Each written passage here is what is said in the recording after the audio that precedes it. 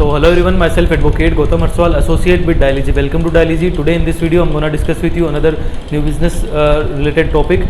In this video I'm going to discuss with you what is the procedure to basically convert a sole proprietorship firm into a LLP. So let's start the discussion without any further delay. So if we talk about the conversion of a sole proprietorship firm into LLP, the very first thing comes into mind is the conversion of a sole proprietorship firm into LLP is good option for anyone, and for anyone who wishes to expand his or her small medium business enterprises into large scale enterprise, right? And basically, as it has only one person as a sole proprietorship, as it has only one person, a sole proprietorship firm cannot be directly converted into a LLP.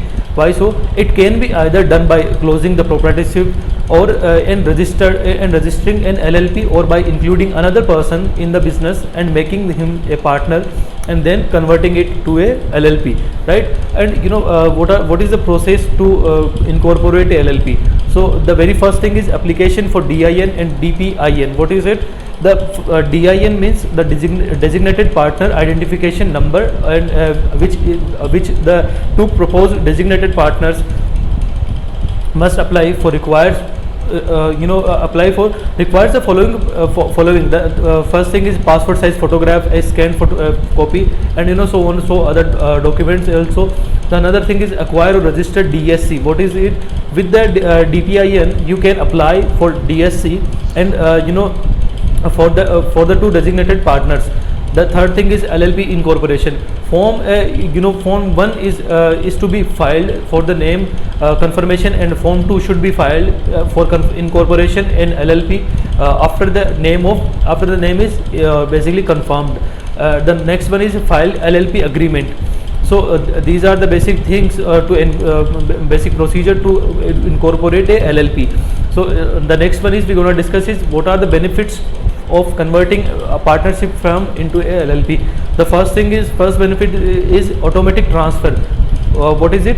So it says that all the assets and liabilities of the firm immediately before the conversion become the assets and liabilities of the LLP. The second benefit is no stamp duty. Basically, all the movable and immovable properties of the firm automatically vest in the LLP. No instrument of transfer is required to be executed, and hence no stamp duty is required to be paid. The third one is no capital gains or capital gains tax. So no capital gains tax shall be charged on transfer of property from the firm to the LLP. The next one is carry forward or set off.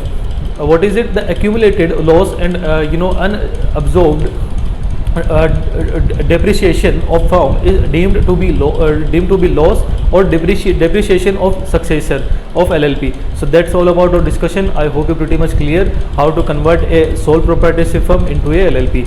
In case of any doubt, any confusion, do let me know in the comment section. See you in the next video. Till then, bye bye, take care.